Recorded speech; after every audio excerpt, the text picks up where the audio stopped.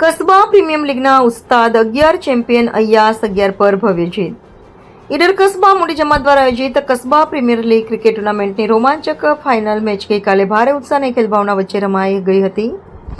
Final મુકાબલામાં અય્યાસ 11 અને ઉસ્તાદ 11 વચ્ચે કાંટાની ટક્કર જોવા મળી હતી.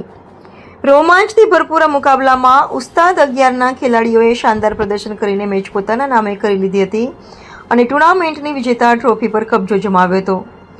મેચ દરમિયાન બંને ટીમોએ જોરદાર રમત દર્શાવતા પ્રેક્ષકોને અંત સુધી રોમાંચિત રાખ્યા હતા.